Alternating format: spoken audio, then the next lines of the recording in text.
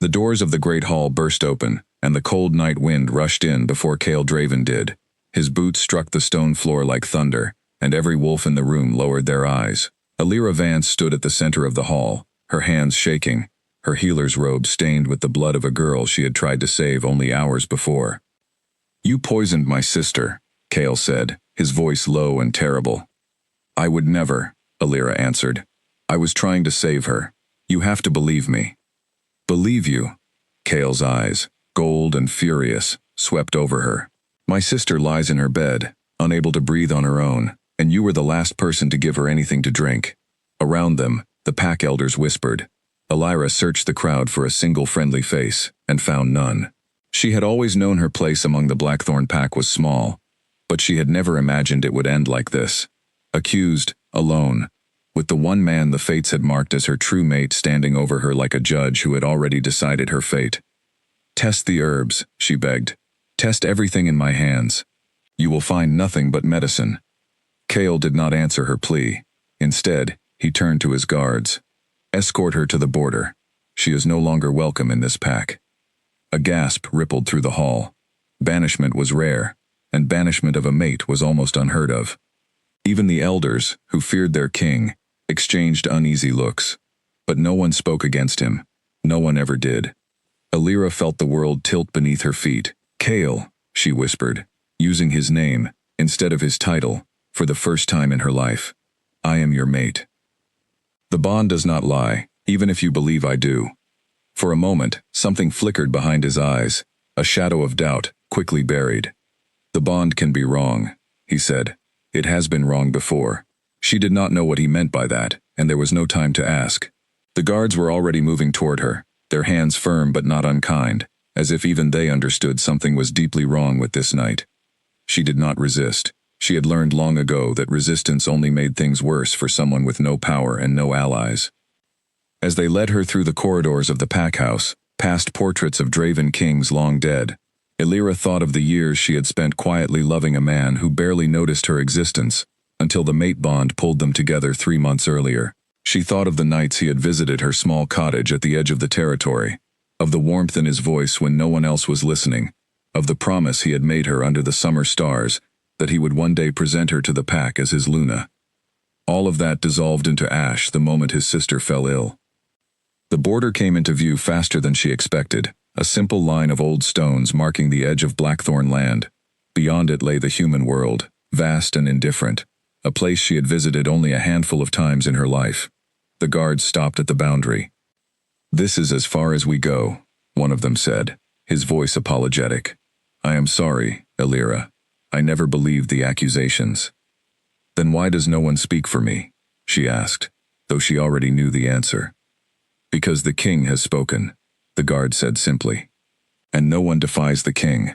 She crossed the border alone, the cold air of the human world settling over her like a second skin. Behind her, the lights of the pack house glowed faintly in the distance, warm and unreachable. She did not look back again. She had already decided, somewhere between the great hall and this quiet stretch of road, that she would survive this. She had to. The town of Ashford Hollow sat 2 days' walk from the border, a small human settlement with a hospital, a diner, and rows of narrow houses lined up like patient soldiers. Alira arrived there on the 3rd night, exhausted, her feet blistered, her heart heavier than she had ever known it could be. She found a room above the diner, paid for with the last of the coins she carried, and sat on the edge of a narrow bed, finally allowing herself to cry. It was there, in that small room above a diner that smelled of coffee and fried onions, that she first felt it, a flicker of life inside her, faint but unmistakable. She pressed a hand to her stomach, disbelief and wonder mixing together in equal measure. She was carrying Cale's child. For a long moment, she considered sending word back to the pack. Surely this changed everything. Surely he would see the truth once he learned there was a child. Proof beyond any doubt that the bond between them had been real, that she had never betrayed him. But then she remembered the coldness in his eyes as he had ordered her banishment, the way he had not even paused to consider her innocence. A man who could turn on his mate so quickly, without evidence, without mercy, was not a man she could trust with the safety of a child. Not yet. Not until she understood what had truly happened to his sister. and why he had been so certain of her guilt. She decided, that night, to disappear completely. She would build a new life in Ashford Hollow, under a different name if necessary, and she would raise her child far from the politics and cruelty of the Blackthorn pack. If fate wanted them reunited, fate would have to work much harder than this. The following morning, she walked into Ashford Hollow General Hospital and asked if they were hiring. The head nurse, a kind older woman named Margaret Ellison, looked her over with sharp, assessing eyes. "You look like you've been through something," Margaret said. "I have," Elira admitted, "but I am good with medicine, and I need work." Margaret studied her for a long moment, then nodded slowly. "We're short-staffed in the maternity ward. Can you start tomorrow?" It was the first kindness Elira had received in days, and she nearly wept again, this time from relief rather than grief. "Yes," she said. "Thank you." Word spread quickly, in the way it always does in small towns, that a quiet young woman with gentle hands and calm eyes had come to work at the hospital. Patients loved her instantly. She had a way of easing fear simply by sitting beside a bed and speaking softly, a skill that made even the most nervous mothers-to-be feel safe in her presence. No one asked too many questions about where she had come from, and she offered no details beyond a vague mention of a difficult family situation up north. She rented a small house near the edge of town, modest but sturdy, with a garden she began to fill with the same healing herbs she had once grown back home. Every plant she placed in the soil felt like an act of quiet rebellion against the life that had cast her out, proof that she could build something beautiful from nothing. As the weeks passed, her stomach began to grow, and with it grew her fierce determination to protect the child inside her. She spoke to the baby every night, promising a life free of cruelty, free of politics, free of kings who judged before they questioned. Meanwhile, far away, within the walls of the Blackthorn pack house, Cale Draven sat alone in his study, staring at a letter he had received only hours after Elira's banishment. It was from his personal physician, a wolf named Corwin Ash, who had finally finished a full examination of his sister's illness. The letter contained a single devastating sentence. The poison found in his sister's blood was not made from any herb known to Elira's healing traditions. It was a rare compound, one used almost exclusively by assassins trained in the Northern Territories, territories loyal to Cale's oldest rival, Alpha Draven Voss, of the Ashwood Pack. Cale read the letter 3 times, before the weight of it fully settled into his chest. He had banished his true mate, the woman the fates themselves had chosen for him, based on assumptions rather than truth. He had let his fear and grief cloud his judgment, and now she was gone, alone in the human world, carrying whatever pain he had caused her. He wanted to ride out immediately, to find her and beg for forgiveness, but pride, that old familiar enemy, held him back. Kings did not chase after what they had already thrown away. Kings did not admit their mistakes so easily, not even to themselves. So instead, Cale buried his guilt beneath layers of duty and denial, throwing himself into pack business, hunting down the truth about Voss's involvement, strengthening the borders, preparing for a war he suspected was coming. He told himself that Elira was safer without him, that his enemies would have used her as a weapon against him had she stayed, that banishing her had somehow protected her, even as some quieter voice inside him knew that was nothing more than a comforting lie. Weeks turned into months. Elira's belly grew round and full, and she continued her quiet life in Ashford Hollow, delivering babies at the hospital by day and tending her garden by night. She told herself she had made peace with her decision, that she needed nothing from the man who had turned his back on her so completely. But some nights, when the moon hung heavy and full over the little house at the edge of town, she would step outside and press a hand to her stomach, feeling the baby move beneath her palm, and whisper a question into the darkness that she never expected to be answered. "What kind of father will you have?" she would ask softly. "A cruel king who judges too quickly? Or somewhere, still, the man I once loved under summer stars?" The moon offered no answers, only silence, and the distant call of an owl, somewhere in the trees. Elira would sigh, turn back toward her small warm house, and remind herself that she did not need Cale Draven's love to raise a strong and happy child. She had survived banishment, she had survived heartbreak. She would survive this too, and her child would never know a moment of the cruelty that had once nearly broken her.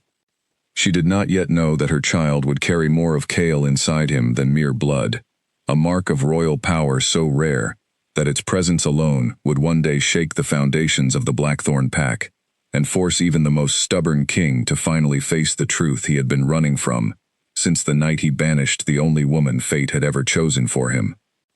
The pain came on a quiet Tuesday evening, sharp and sudden, while Alira was watering the herbs in her garden. She dropped the small copper can and gripped the wooden fence, breathing hard through the first wave of labor. Margaret Ellison, who had become something close to a mother figure over the past months, happened to be walking by on her way home from a late shift and rushed to her side the moment she heard the gasp. "It's time," Margaret said, already wrapping an arm around her. "Don't you worry, dear. I've delivered half this town. We'll get you to the hospital."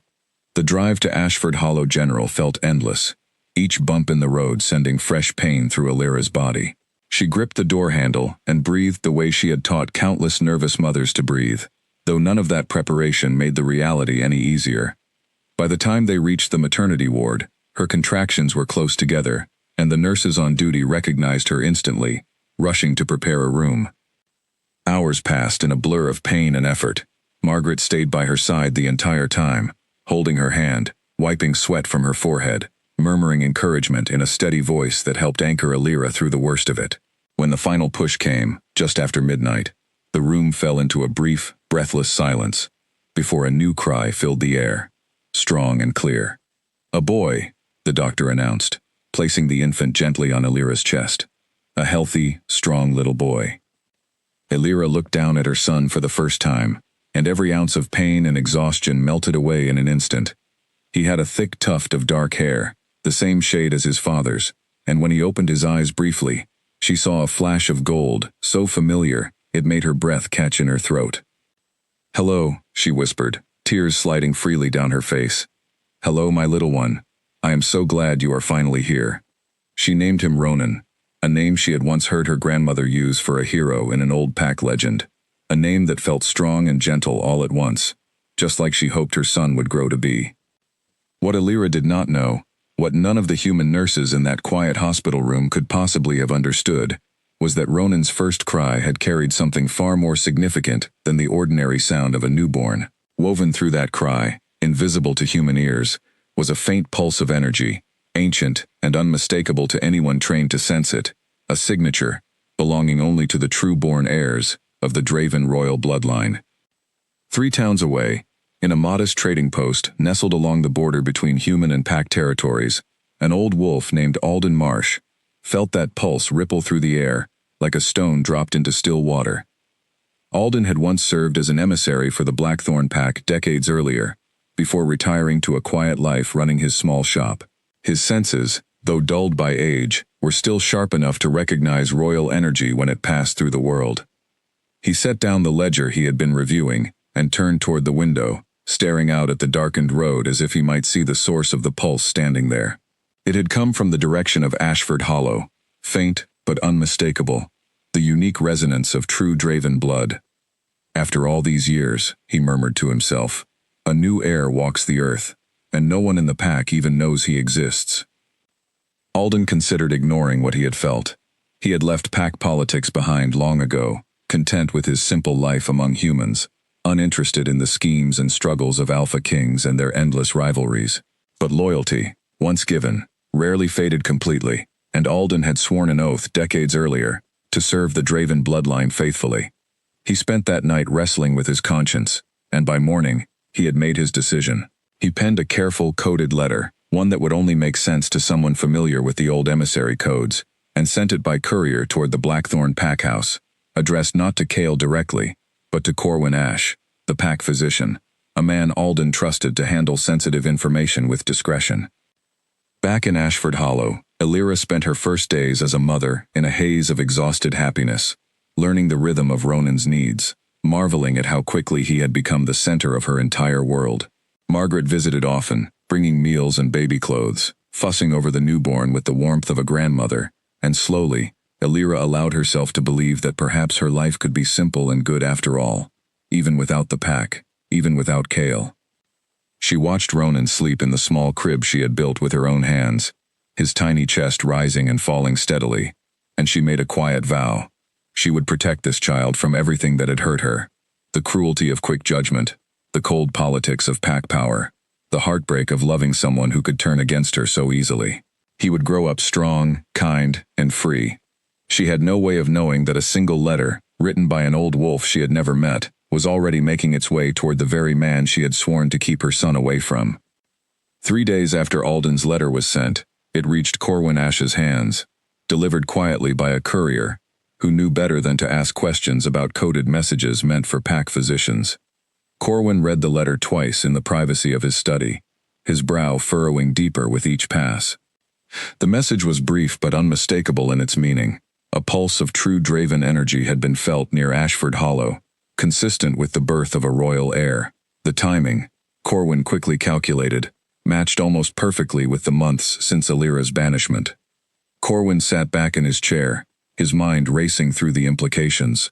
If this was true, if Alira had indeed been carrying Cale's child when she was banished, then the pack had made a serious error, one that could shake the very foundations of their leadership, if word ever spread that the true heir had been born and raised entirely outside pack knowledge, potentially vulnerable to enemies, who would love nothing more than to eliminate any legitimate challenge to their own ambitions. He knew he had to tell Cale, though the conversation would not be easy. The king had spent the past months burying his guilt beneath endless work, refusing to speak Alira's name aloud, refusing to acknowledge the mistake that haunted the entire pack in whispered rumors among the elders. Corwin found Cale in the training yard that evening, sparring alone against a wooden practice post, with more force than the exercise truly required. Sweat soaked through his shirt, and his knuckles were raw from repeated strikes, a physical outlet for whatever storm still churned beneath his controlled exterior. "My king," Corwin said carefully, "I need a moment of your time. It concerns a matter of great importance." Cale did not stop his strikes immediately. "Speak," he said, breathing hard. "It is about Alira," Corwin said. The wooden post cracked under the force of Cale's final strike, splitting down the middle and toppling to the ground. Cale turned slowly, his gold eyes sharp and wary. "I told you never to speak that name to me." "I understand your feelings, my king, but this cannot wait," Corwin pressed on, steadying his voice, despite the tension radiating off Cale's frame. "I received word from a former emissary near Ashford Hollow. He sensed a pulse of true Draven energy in that area, consistent with the birth of an heir." For a long moment, Cale said nothing at all. The training yard fell silent, except for the distant sound of wind moving through the trees beyond the packhouse walls. When he finally spoke, his voice had lost all of its earlier sharpness, replaced by something far more vulnerable. "That is not possible," Cale said quietly. "The banishment ritual should have severed any lasting connection between us, before anything of that nature could have taken hold. Perhaps the timing did not align the way the elders assumed," Corwin offered gently. "Rituals are not always as precise as tradition claims, especially when a true mate bond is involved.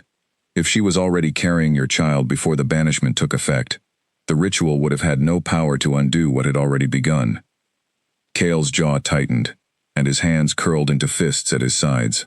The possibility settled over him like a physical weight, dragging at his chest, stealing the air from his lungs.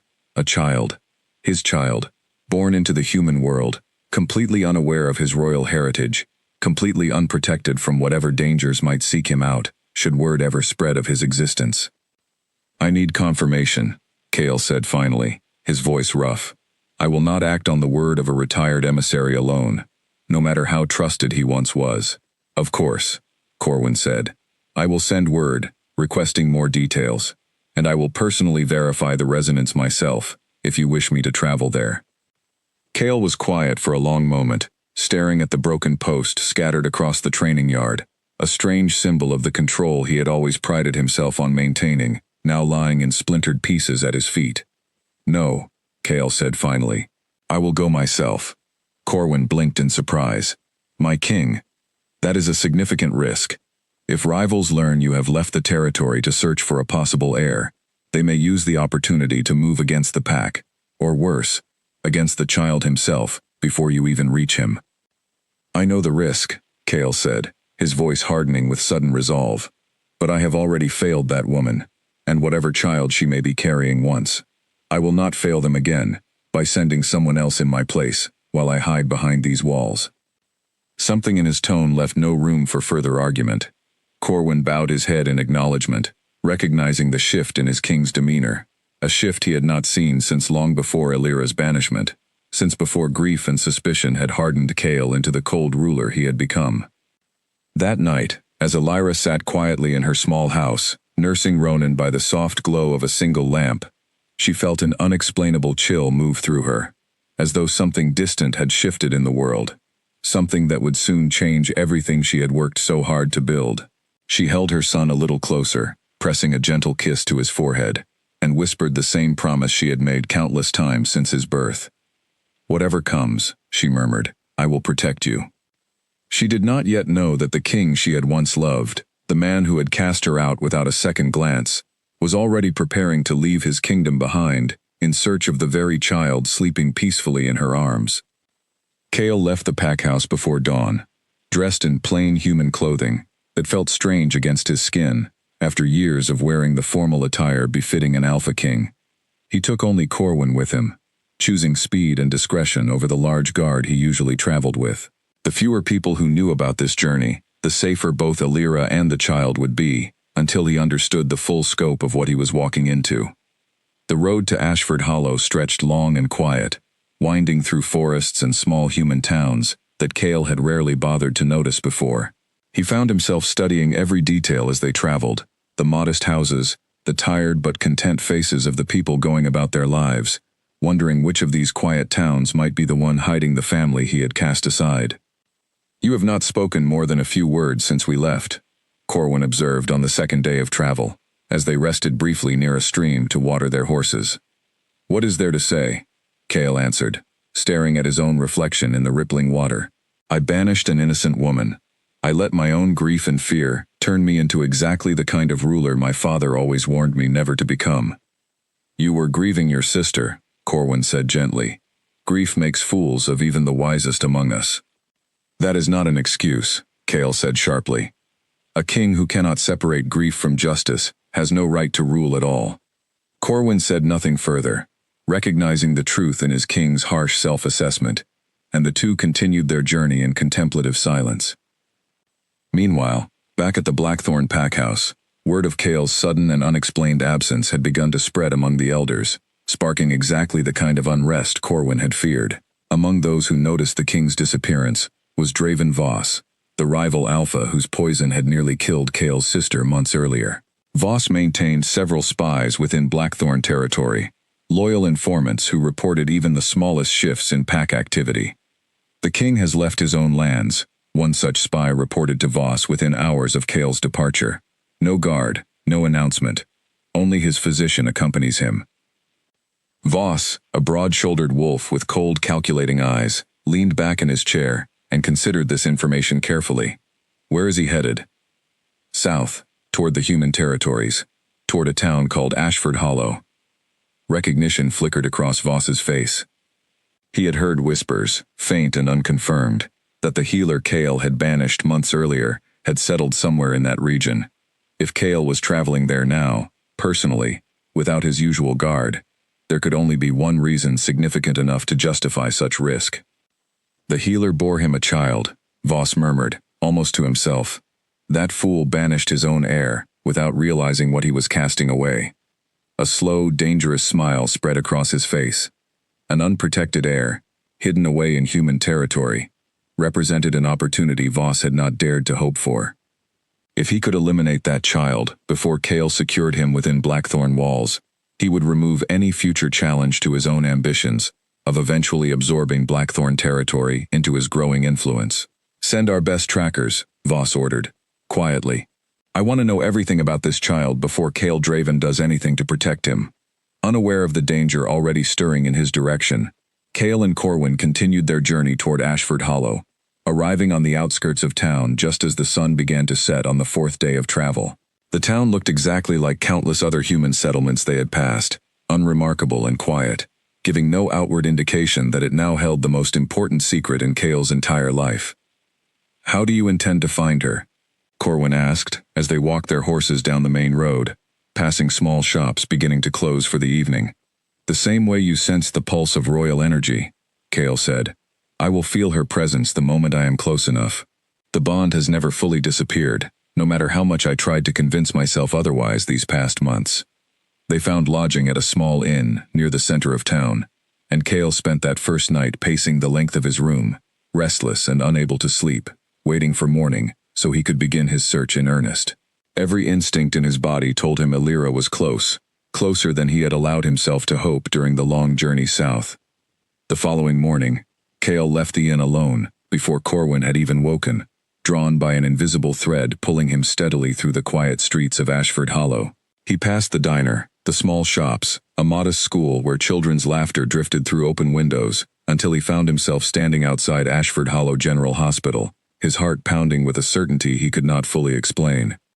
He stepped inside, uncertain exactly what he intended to say or do, and approached the front desk, where a young receptionist looked up at him curiously. "Can I help you, sir?" "I am looking for someone," Cale said carefully. "A healer. Her name is Alira."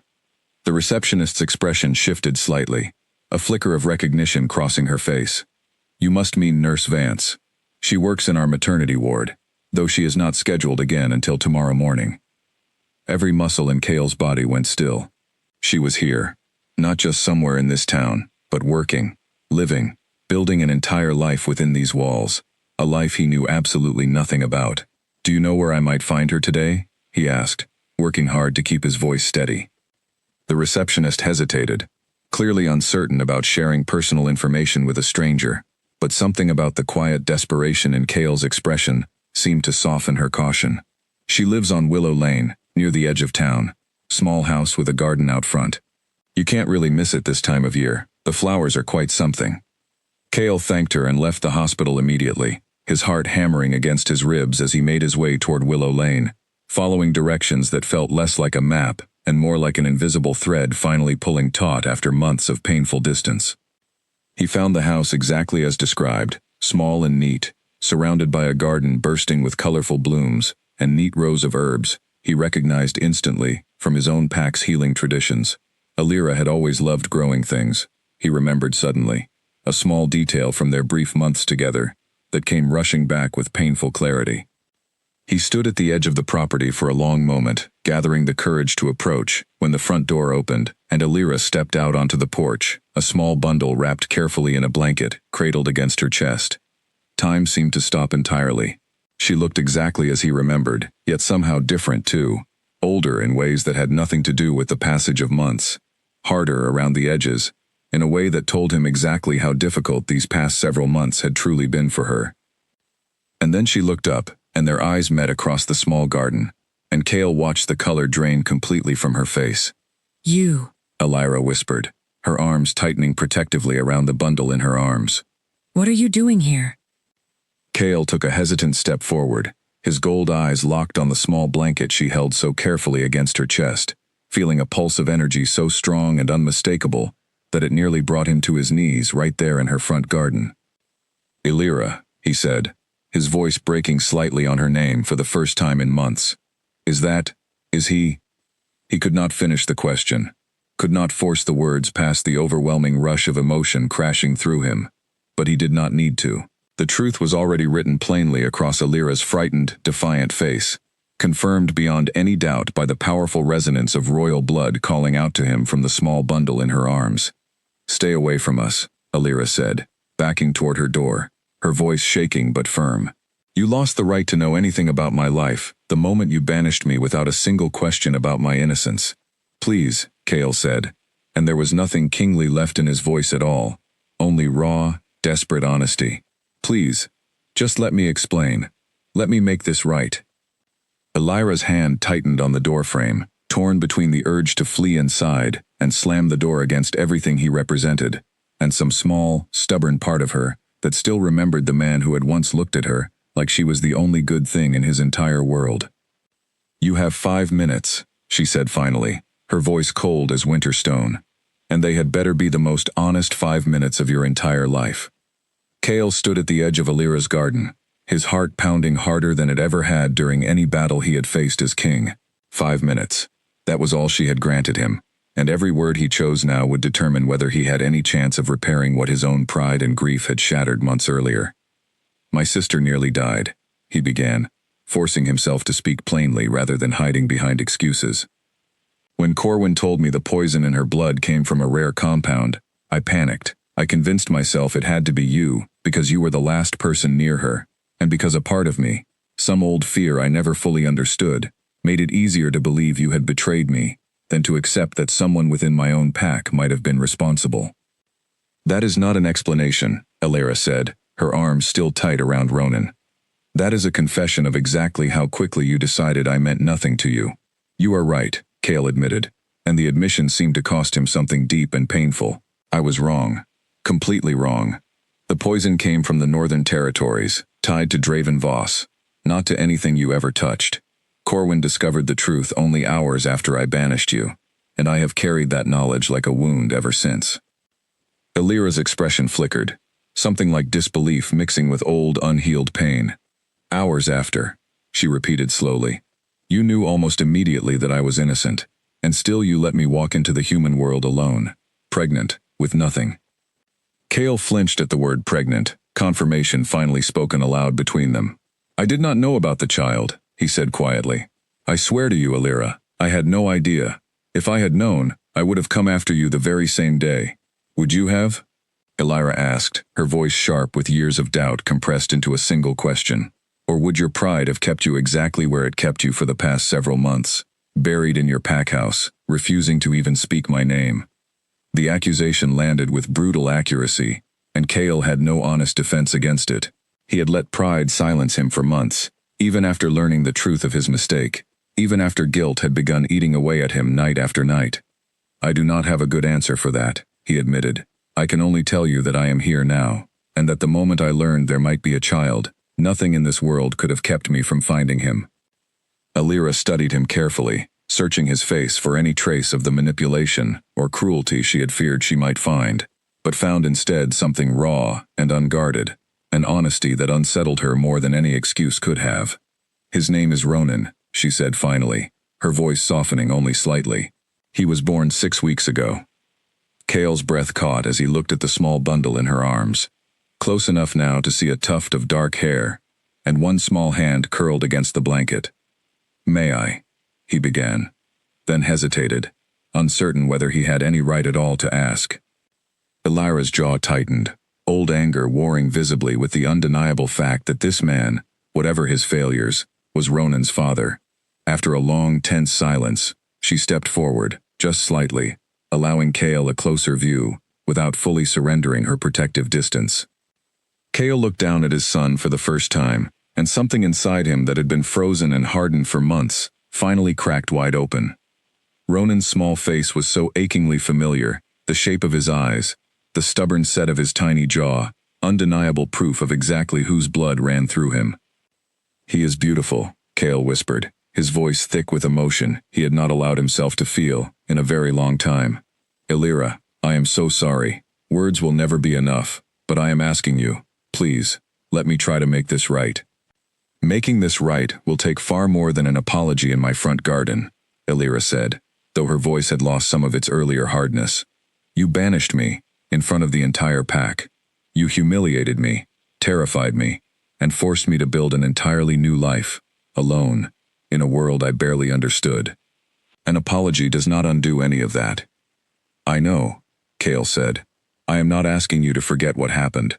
I am asking for the chance to prove, through actions rather than words, that I can be someone worthy of trust again. For your sake, and for his. Before Illyra could respond, a low growl rumbled from somewhere near the tree line bordering her property, quiet, but unmistakably hostile. Cale's head snapped toward the sound instantly, every instinct sharpening at once. Get inside, he said, his voice shifting immediately from vulnerable to commanding.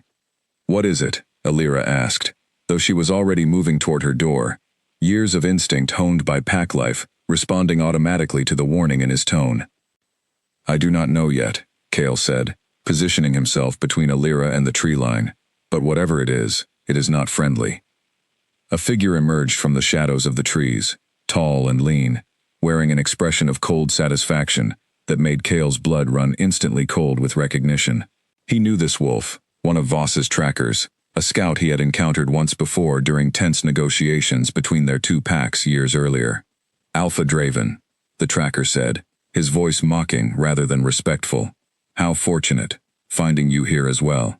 Saves us the trouble of hunting you both down separately. Whatever business you think you have here, Cale said, his voice dropping into a low, dangerous register. You should turn around and leave now, before I decide you have already overstayed your welcome. The tracker's eyes flicked toward Alira, who had paused at her doorway. Ronan held protectively against her chest, before returning to Cale with an unsettling calm. My alpha only wants to ensure certain complications never grow up to challenge his ambitions, the tracker said. I am sure you understand exactly what I mean. Cale's entire body went rigid with fury, every protective instinct roaring to life at the implied threat against his son. You will not touch him, he said, his voice barely more than a growl now. Not while I am still breathing. That, the tracker said, a cruel smile spreading across his face, can certainly be arranged. Alira's heart pounded as she backed further into her house, fumbling to lock the door behind her, while keeping Ronan cradled safely against her chest. Through the window, she watched Cale shift into a stance she recognized instantly from old pack stories, coiled and ready, every ounce of his considerable strength focused entirely on protecting the family he had only just begun to reclaim. The tracker lunged first, fast and precise, but Cale moved with the practiced ease of a king who had spent years training for exactly this kind of confrontation. He sidestepped the initial attack and countered swiftly, driving the tracker back several steps with the sheer force of his response. You picked the wrong family to threaten, Cale said, circling the tracker with predatory focus. We shall see, the tracker replied, though something in his voice had lost its earlier confidence. Inside the house, Alira held her breath, watching the confrontation unfold through her window, torn between fear for Cale's safety and the fierce protective instinct urging her to do whatever necessary to keep Ronan hidden and safe. She retreated further into the house, tucking Ronan securely into a small closet lined with soft blankets, murmuring reassurances even as her own hands trembled with adrenaline. Outside, the fight continued, brutal and swift, until finally Cale managed to pin the tracker against the trunk of an old oak tree, his forearm pressed firmly against the other wolf's throat. Tell Voss, Cale said, his voice cold and absolute, that if he ever sends anyone near my son again, I will personally ensure he regrets it, for whatever remains of his miserable existence. The tracker, wisely recognizing the futility of further resistance, offered a shaky nod, and Cale released him just enough to allow a hasty, humiliated retreat back into the trees from which he had emerged. Cale stood alone in the fading evening light, breathing hard, adrenaline still coursing through his veins, before turning back toward Alira's small house, with a new and absolute certainty settling over him. Whatever it took, however long it required to earn back her trust, he would never again allow himself to be so far away that his family faced danger, without him standing between them and the world. He knocked softly on her door. Alira, he called quietly. It is safe now. Please, let me in. The door opened slowly, and Alira stood there, Ronan once again cradled safely in her arms, her eyes wide with a mixture of relief and renewed fear that told Cale, more clearly than any words could have, exactly how urgent his mission to protect this family had truly become. Alira stepped back to let Cale inside, her hands still trembling from the confrontation that had just unfolded in her front garden. She set Ronan gently into his crib near the fireplace, checking twice that he was settled safely, before turning to face the man who had just fought off an assassin sent for their son. Who was that? She demanded, her voice tight with fear and anger in equal measure. And do not tell me it was nothing. I saw the way you fought him. That was not some random stranger. Cale sat heavily on the edge of a wooden chair near the door, still catching his breath, his knuckles bruised from the encounter. His name does not matter as much as who sent him, he said. Draven Voss, the alpha of Ashwood Pack, the same wolf responsible for poisoning my sister. Alira's blood ran cold. Why would he send someone after Ronan?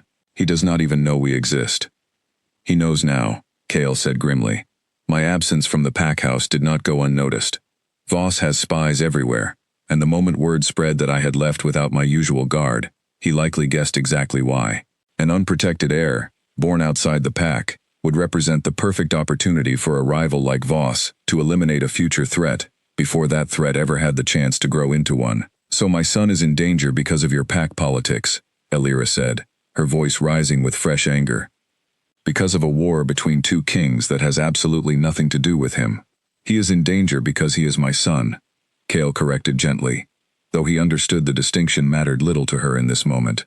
And I intend to make certain that danger ends here, tonight, rather than following either of you for the rest of your lives. Elira wrapped her arms around herself, staring down at Ronan's peaceful sleeping face, torn between the fierce desire to send Cale away forever, and the equally fierce understanding that doing so would leave her son far more vulnerable than keeping him close ever could. "What do you propose?" she asked finally, her voice quieter now, exhausted rather than angry. "You and Ronan need protection, beyond what I alone can offer here in this town," Cale said. "Voss will not stop with one failed attempt. He will send more trackers, better prepared next time. I want you to return with me to Blackthorn territory, where I can offer you the full protection of the pack." Elira laughed, though there was no humor in the sound at all. "Return with you, to the same pack that watched silently while their king banished me, without a single word in my defense. To the same territory where I have absolutely no standing, no protection beyond whatever mercy you decide to extend." "Things have changed," Cale said. "I am prepared to publicly reverse your banishment, to acknowledge Ronan as my true heir before the entire pack. No one will question your place there once I have done so.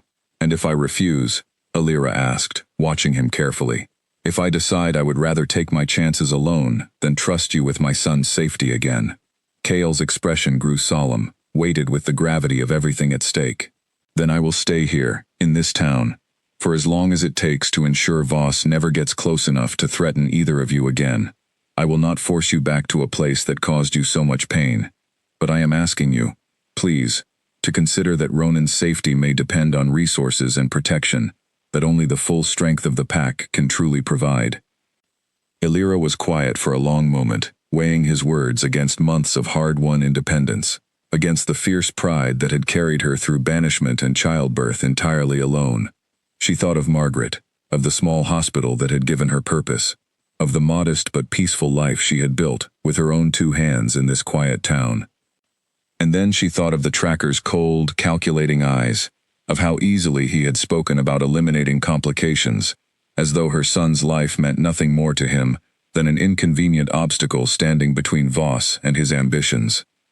"I need time to think," she said finally. "This is not a decision I will make in a single evening, regardless of how urgent you claim the danger to be." "That is fair," Cale said, nodding slowly. "But please, do not take too long. I do not know how quickly Voss will send his next attempt, and I would rather you have time to prepare than be caught unprepared again." Elira studied him for a long moment, searching his face for any sign of the manipulation she still half expected, but found only exhausted sincerity, a man clearly wrestling with guilt far heavier than any crown should have to carry alone. "You can stay in town tonight," she said finally. "There is an inn near the center of Ashford Hollow, but you are not staying in this house, Cale. Not yet. Trust is not something that returns simply because you fought off one attacker in my garden." "I understand," Cale said, rising slowly from the chair.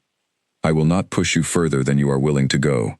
But please, allow me to at least post a guard near your property tonight. Corwin is skilled and discreet. He will not intrude, only watch."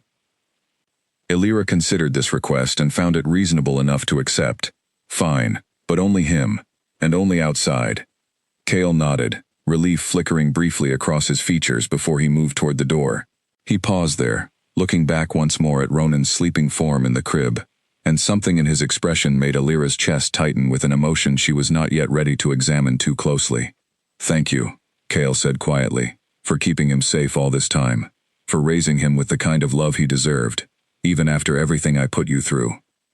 Elira said nothing in response, unable yet to offer him any comfort beyond the small mercy of allowing him to stay nearby, but she watched from her window as he walked back down Willow Lane into the gathering darkness, and found herself, despite every instinct urging caution, hoping he would still be there in the morning. That night, after Ronan had finally settled into a deep and peaceful sleep, Elira sat alone at her kitchen table, staring at nothing in particular, turning over every possibility in her mind. Returning to Blackthorn territory meant facing the same elders who had watched her banishment without protest, meant surrendering the independence she had fought so hard to build, meant trusting a man whose single moment of poor judgment had already cost her so much. But staying here, alone, unprotected against an enemy, with resources and cruelty far beyond anything she had ever faced, meant risking the one thing she valued more than her own pride or independence combined. She thought of her son's tiny hand, curled against her finger, earlier that day, of the fierce and immediate love that had consumed her the moment she first held him, and she understood, with sudden and absolute clarity, that whatever decision she made next would have to prioritize his safety above every other consideration in her life. Outside, hidden discreetly among the trees at the edge of her property, Corwin kept watch through the long hours of the night, his senses alert for any hint of further danger, while somewhere across town, Cale lay awake in his rented room, staring at the ceiling, praying to whatever fates had once bound him to Alira, that she would find it within herself to give him one more chance to prove he had truly changed. Neither of them yet knew that Voss, humiliated by his tracker's failure, was already devising a far more dangerous plan, one that would not wait patiently for Alira to make her decision at all. Draven Voss received word of his tracker's failure, with a calm that unsettled everyone in the room around him. He did not shout, did not throw furniture, did not display any of the violent temper his enemies often expected from him. Instead, he simply set down his glass and steepled his fingers thoughtfully, considering the new information, with the patience of a man who had learned long ago that anger rarely accomplished what careful planning could achieve instead. Cale Draven fought off Renner alone, Voss said slowly, testing the information for weaknesses. And the healer, this Alira, she is protected now by his presence in that town. That is correct, my alpha, the messenger confirmed, standing stiffly near the door, clearly uncomfortable delivering news of failure. Renner returned with several injuries, and reports that the king intends to remain nearby until further arrangements can be made. Voss rose from his chair and walked slowly toward the window of his study, looking out over Ashwood territory, his mind already working through the possibilities this new information presented. A single failed attempt changed little in the grand scope of his ambitions, but it did confirm several important truths. Cale cared deeply for this child, enough to personally risk his own safety traveling into unprotected human territory. That kind of devotion could be exploited far more effectively than brute force ever could. Sending trackers to eliminate the child directly was perhaps too blunt an approach, Voss mused aloud. Cale will simply increase his protection now, making any future direct attempt significantly more difficult. What would you have us do instead, my alpha? The messenger asked. Voss turned back from the window, a slow and calculating smile spreading across his face. We wait. Cale will undoubtedly attempt to bring the woman and child back to Blackthorn territory, likely intending to formally reverse her banishment. That presentation, when it happens, will require gathering the entire pack, including all the elders and important families. It will be a moment of significant vulnerability, a public event where Cale's attention will be divided between political necessity and personal protection. You intend to strike during the presentation ceremony, the messenger said, understanding dawning in his expression. Precisely, Voss confirmed. A single tracker in human territory was always going to be a difficult task, easily thwarted by a determined king. But within Blackthorn territory itself, during a ceremony meant to celebrate rather than defend, our opportunities multiply considerably. Begin making preparations. I want eyes within Blackthorn territory reporting every detail of whatever ceremony Cale eventually plans. The messenger bowed and left to carry out these instructions, while Voss returned to his window, already turning over the details of a plan far more dangerous than any single tracker sent into human territory could ever have accomplished. Back in Ashford Hollow, morning arrived with soft golden light filtering through Alira's kitchen window, and she woke feeling more exhausted than rested, having spent much of the night wrestling with the impossible decision Cale had presented to her. She checked on Ronan first, relief flooding through her at finding him peacefully asleep, safe and undisturbed despite the danger that had visited her garden the previous evening. A soft knock at her door came just as she finished preparing breakfast, and she found Corwin standing on her porch, looking slightly weary from his night of watchful vigilance but otherwise composed. "Good morning," Corwin said politely. I wanted to check that all remained quiet through the night before I returned to update King Draven. It was quiet, Illyra confirmed. Thank you for standing guard. That could not have been comfortable. I have endured far less comfortable assignments, Corwin said with a small, wry smile. May I ask you something, if it would not overstep my place? Illyra nodded, curious despite herself. Have you decided what you intend to do? Corwin asked. Whether you will return with the king to Blackthorn territory. Illyra sighed, glancing back toward the small crib visible through her open doorway. I have not fully decided. Though after last night, I confess the appeal of remaining here alone has diminished considerably. If I may offer an observation, Corwin said carefully, I have served King Draven for many years, long before he ever ascended to his current position.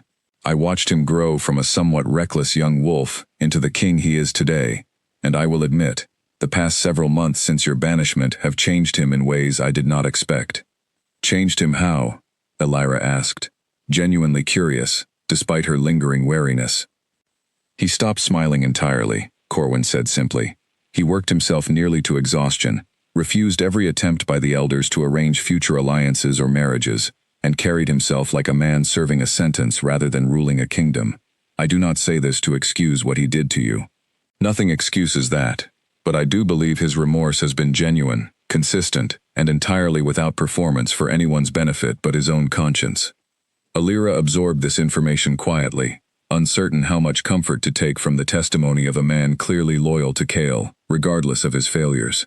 Genuine remorse does not undo genuine harm, she said finally. No, Corwin agreed. It does not, but it may be worth something, when weighed against the safety and future your son deserves. Illyra did not answer immediately, turning instead toward the sound of Ronan beginning to stir in his crib, grateful for the small distraction from a conversation that pressed uncomfortably close to decisions she was not yet ready to make. Later that morning, Cale returned to Willow Lane, finding Illyra seated on her porch, with Ronan cradled in her arms, watching the quiet street, with an expression of careful contemplation. He approached slowly, uncertain of his welcome, after the tension of the previous evening. I spoke with Margaret this morning, Illyra said, before Cale could offer any greeting. The woman who has been like a mother to me since I arrived in this town. I told her everything, about the pack, about you, about what happened last night. Cale's expression tightened with concern. Was that wise, revealing so much to someone outside pack knowledge? She has earned my trust in ways you have yet to, Illyra said pointedly, and she gave me something important to consider. She reminded me that running from danger rarely works as well as facing it directly, with proper support behind you. What are you saying? Cale asked carefully, not daring to hope too quickly. I am saying, Illyra replied, meeting his eyes with a steady, determined expression, that I will return with you to Blackthorn territory, not because I trust you completely, Cale Draven. I do not, but because my son deserves better protection than I alone can provide against enemies, with the resources of an entire rival pack behind them. Relief and gratitude flooded across Cale's face, though he quickly tempered his reaction, sensing that celebration would be premature, and perhaps insulting given the conditions clearly still weighing on Illyra's decision. Thank you, he said simply. I promise you, Illyra, I will spend every day earning back whatever trust I destroyed the night I banished you, and I will personally ensure that Ronan grows up protected from every danger his birthright might otherwise expose him to. See that you do, Illyra said, rising carefully from her chair, Ronan still cradled safely against her chest. Because if you fail him, the way you failed me, there will be no second chances left for either of us to offer you. Cale nodded solemnly, understanding fully the weight and finality of her warning, and together, cautiously and without any pretense of the ease that had once defined their brief courtship months earlier, they began making preparations for the journey that would carry them back toward Blackthorn territory, and toward whatever dangers still waited patiently within its borders. The journey back to Blackthorn territory took 4 days, longer than Cale's initial trip south, slowed deliberately by his insistence on frequent rest stops for Illyra and Ronan's comfort. Illyra noticed this consideration, small as it seemed, and found herself quietly reassessing some of her assumptions about the man who had once cast her aside so coldly. They traveled with a larger guard this time, 6 of Cale's most trusted warriors surrounding their small group at all times, a visible demonstration of how seriously Cale now treated the threat Voss represented. Corwin rode close beside Alira for much of the journey, occasionally offering quiet reassurance whenever she seemed particularly anxious about the road ahead. "You are worried about how the pack will receive you," Corwin observed, on the third day of travel, as they made camp for the evening near a quiet stream. "Of course I am worried," Alira admitted, settling Ronan into a soft nest of blankets near the fire. "I was publicly banished as a criminal. Reversing that decision will not simply erase everyone's memory of what happened, or the assumptions they made about me. The elders who mattered most never truly believed the accusations against you," Corwin said. "Many spoke privately of their doubts, though none dared voice such doubts publicly against the king's judgment." "That is a small comfort," Alira said, though her tone suggested she found little comfort in it at all. "Silent doubt did nothing to prevent my banishment. It will take more than private doubts to make me feel safe, returning to a place that abandoned me so completely." Cale, who had been standing nearby overseeing the guard rotation, caught the tail end of this conversation and approached quietly, settling across the fire from Alira with an expression of careful humility. "You are right to feel that way," he said. "Silent doubt protected no one. I intend to ensure that when we arrive, there is no ambiguity left about your innocence or Ronan's rightful place among us. This will not be a quiet, private reconciliation. It will be public, absolute, and undeniable." "And if some among the pack still resent that decision," Alira asked, "what then?" "Then they will learn to accept it," Cale said simply, "because their king has decided, and because the truth will be laid before them so clearly that resentment will have no reasonable foundation left to stand upon." Alira studied him across the flickering firelight, noting the resolve in his expression, so different from the cold, quick judgment that had once condemned her without a fair hearing. She said nothing further, but something in her posture relaxed slightly, a small measure of tension easing from her shoulders as she returned her attention to Ronan, who had begun to stir and fuss softly near the fire. They reached the borders of Blackthorn territory on the morning of the 5th day, and Alira felt her chest tighten the moment the familiar stone markers came into view. The same boundary she had crossed alone and heartbroken months earlier, now approached from the opposite direction with her son secure in her arms. Word of their approach had clearly traveled ahead of them, because a crowd had already gathered near the border by the time they arrived, pack members watching with expressions ranging from curiosity to open astonishment. Alira held Ronan a little closer, bracing herself against the weight of so many watching eyes. "Steady," Cale murmured beside her, sensing her tension. "You are not walking into this alone anymore." They passed through the crowd slowly, Cale's guard maintaining a protective formation around Alira and the child, while whispers rippled through the gathered onlookers, faster than any of them could contain. By the time they reached the pack house itself, it seemed the entire territory had already heard some version of the news, distorted and exaggerated through countless retellings, that their banished king had returned with the very woman he had cast out months earlier, and with a child who carried unmistakable proof of royal blood.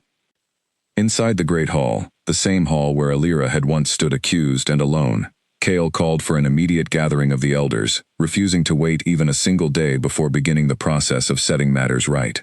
Alira waited in a private chamber nearby. Ronan finally settled into a peaceful sleep, while she listened to the distant murmur of voices gathering in the hall beyond.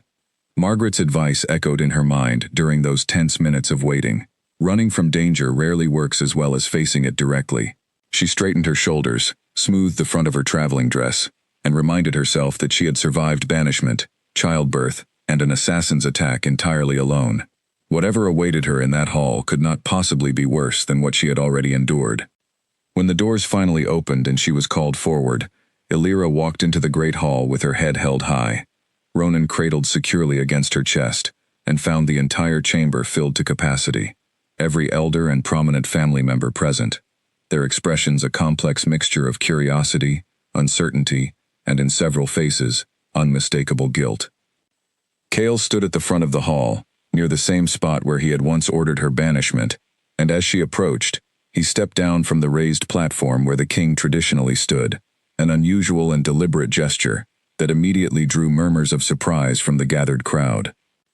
"Months ago," Cale began, his voice carrying clearly through the silent hall, "I stood in this very room and banished my true mate, accusing her of a crime she never committed. I acted on fear and grief rather than evidence, and in doing so, I failed not only her, but every principle of justice this pack claims to uphold.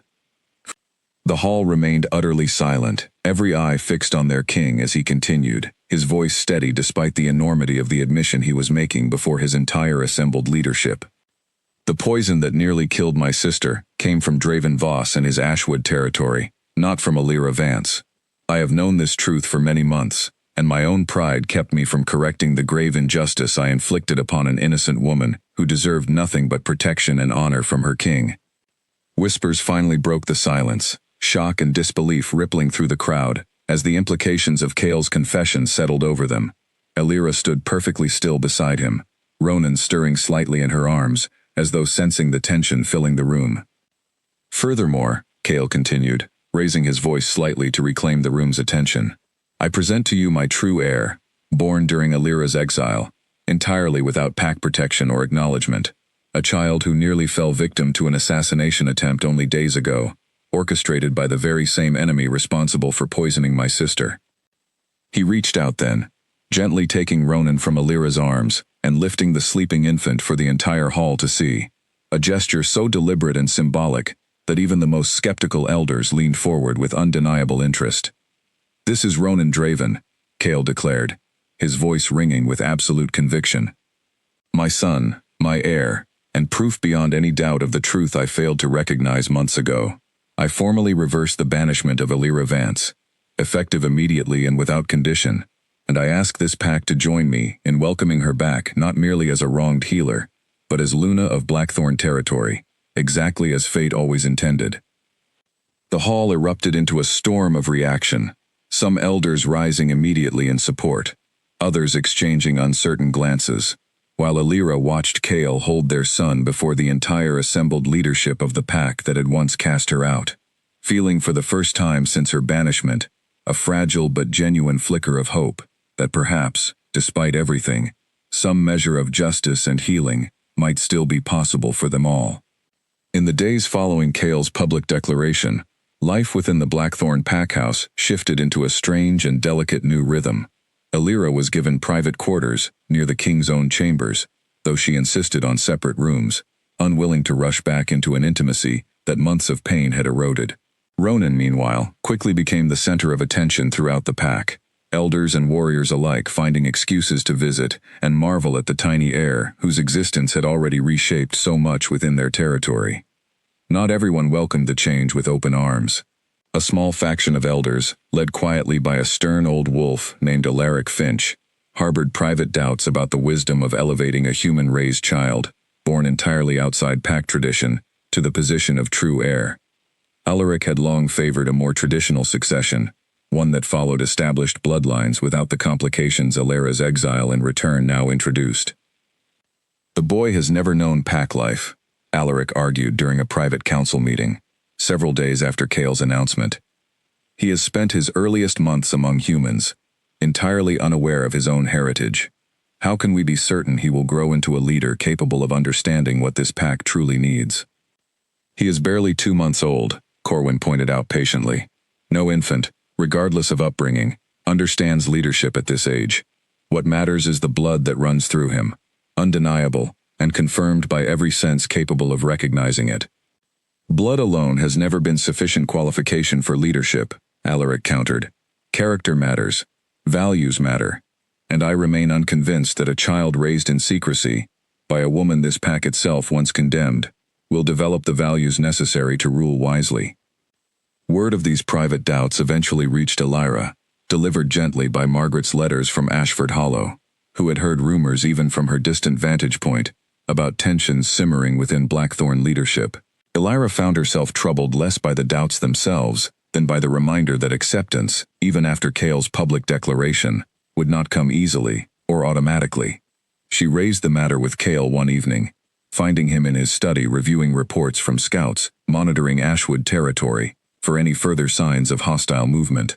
Alaric Finch does not believe Ronan should be your heir, she said, without preamble, settling into a chair across from his desk. Cale's expression darkened slightly. Alaric has always favored rigid tradition over practical wisdom. His concerns carry little weight with me. They may carry weight with others, Alira said. If influential elders remain unconvinced, that uncertainty could create exactly the kind of internal division Voss would love to exploit. Cale set down the report he had been reading, giving her his full attention. What would you have me do? Perhaps nothing more than what you are already doing, Alira said thoughtfully. Continue proving through action, rather than mere declaration, that Ronan's place here is secure and legitimate. Time will accomplish more than argument ever could, particularly with someone as stubborn as Alaric sounds. Cale nodded slowly, appreciating the wisdom in her suggestion, though the underlying tension of Voss's continued threat remained ever present in his mind. Scouts had reported unusual activity near the Ashwood border in recent days, patterns of movement that suggested careful, deliberate preparation, rather than random hostility.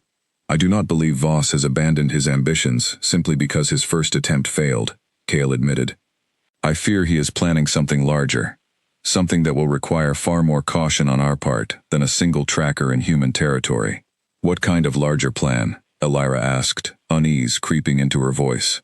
I do not know precisely, Cale admitted. But my instincts tell me he will wait for an opportunity where our guard is naturally divided, some significant event that draws attention and resources away from Ronan's protection.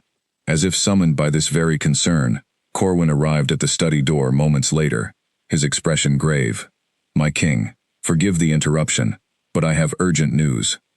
Voss has sent formal word requesting a diplomatic meeting between Blackthorn and Ashwood territories, proposing a ceremony of peace to be held within the month, citing a desire to formally acknowledge Ronan's birth and avoid further conflict between our packs.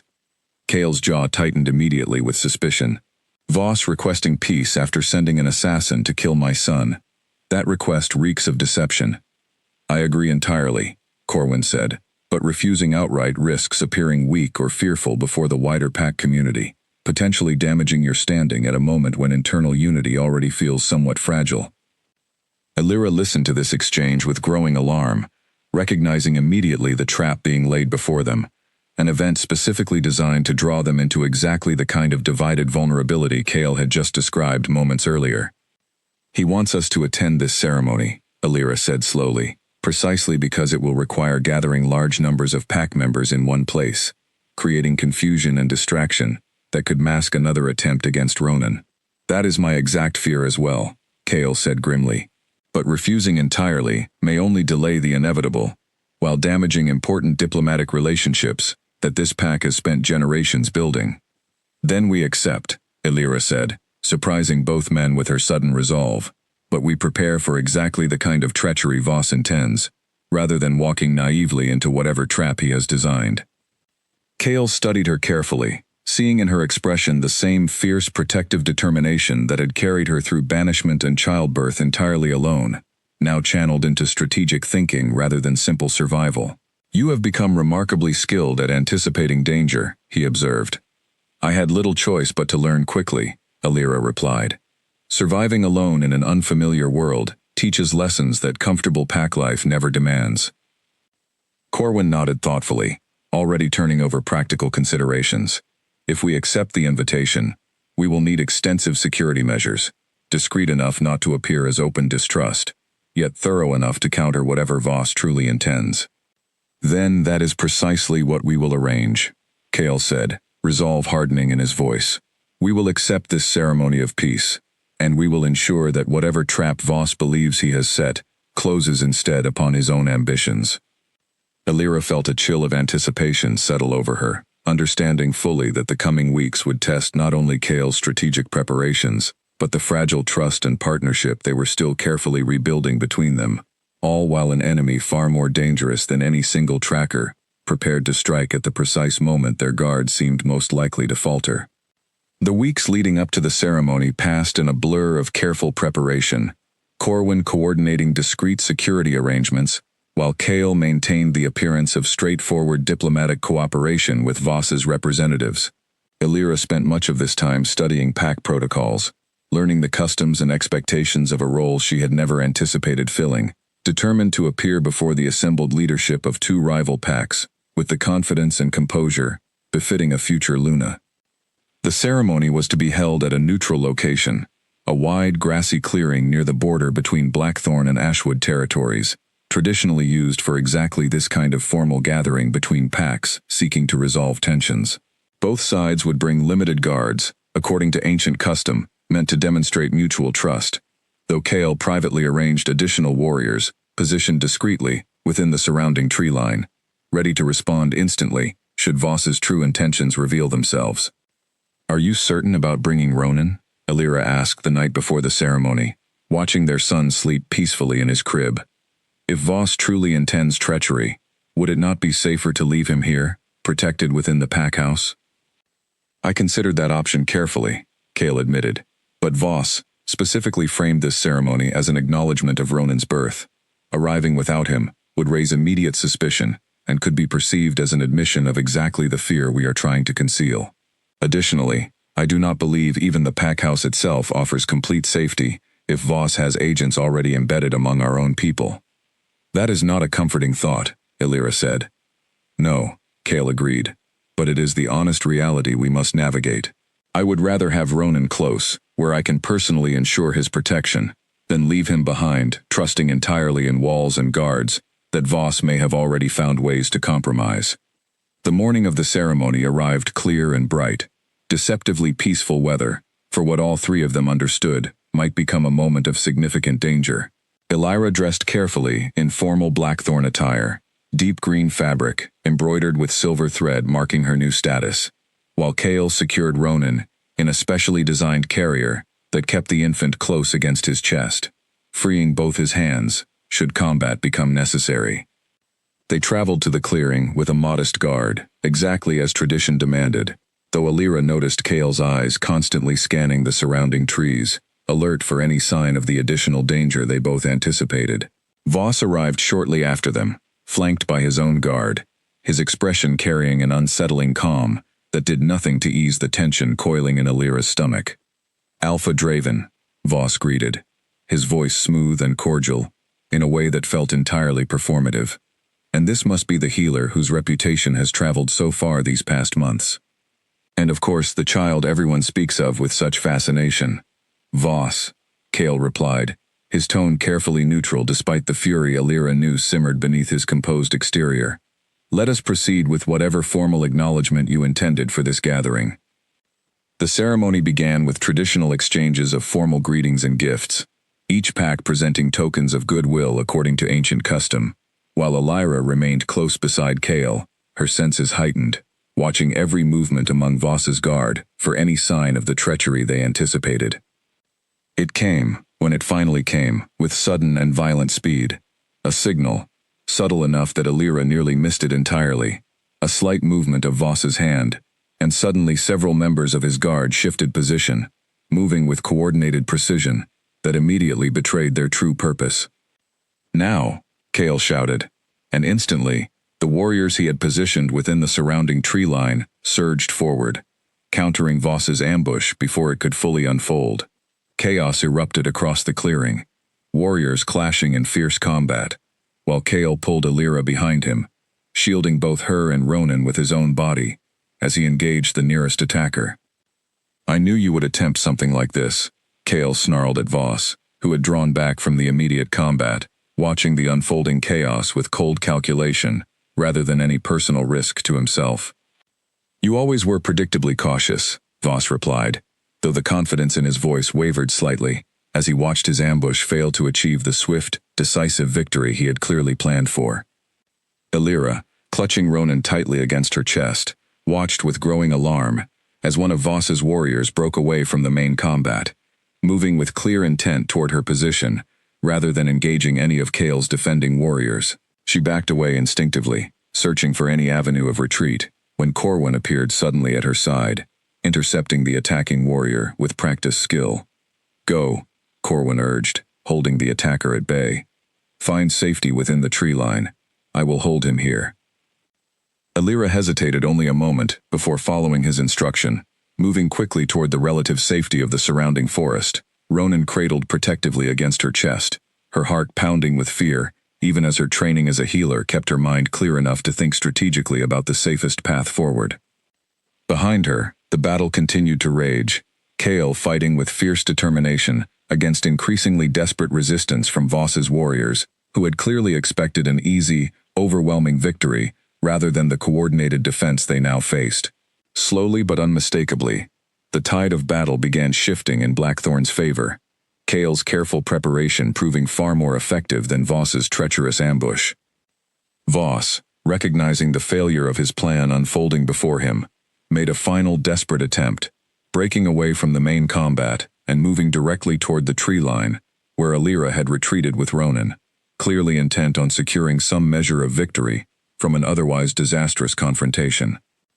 Alira saw him coming and felt a surge of fierce protective fury replace her earlier fear entirely.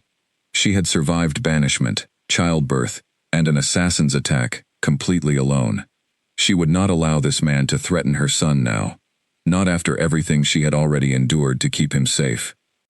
She set Ronan down carefully within a natural hollow at the base of an ancient tree, shielded from view, before turning to face Voss directly, drawing on every ounce of training and instinct her years as a healer had given her, understanding herbs and pressure points and vulnerabilities in ways few warriors ever bothered to study.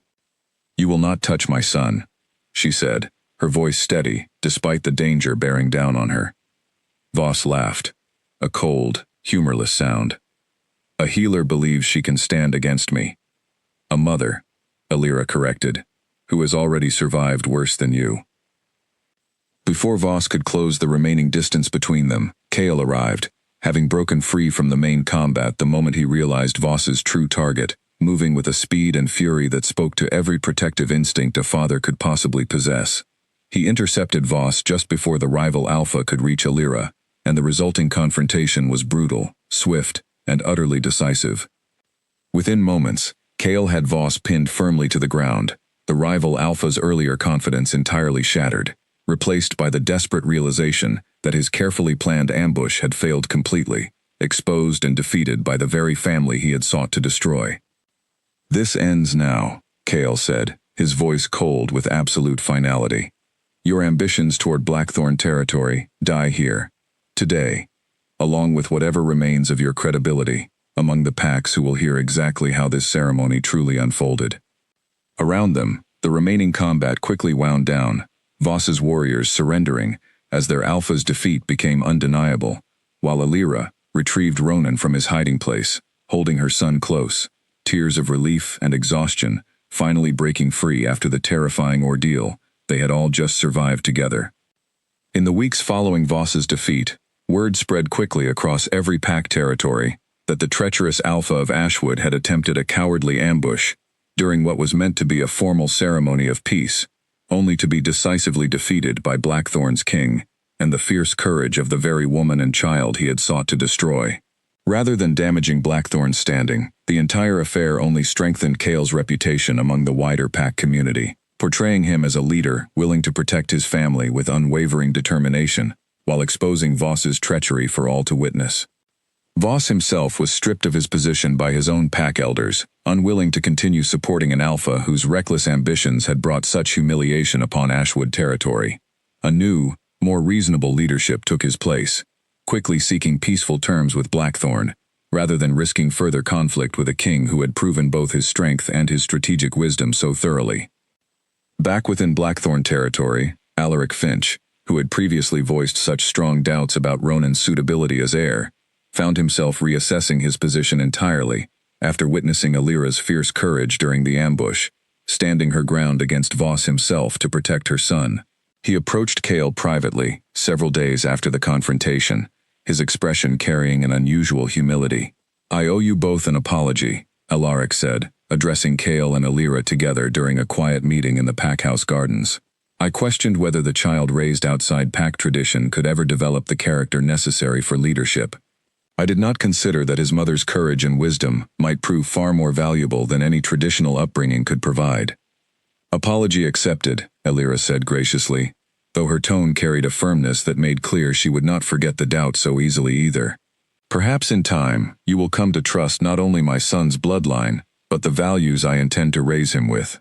I look forward to that opportunity," Alaric said, bowing respectfully before taking his leave.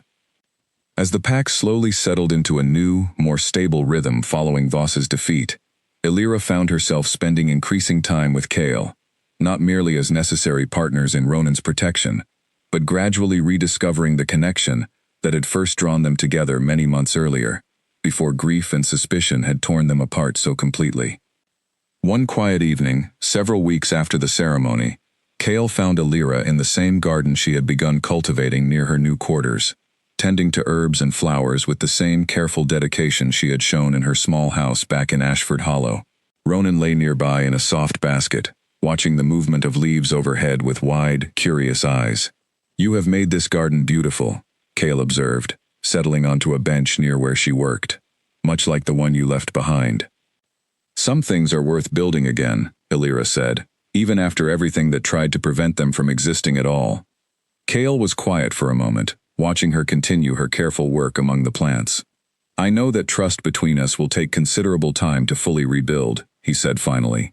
"I do not expect forgiveness simply because circumstances forced us back together, or because we successfully defended our son from Voss's ambitions.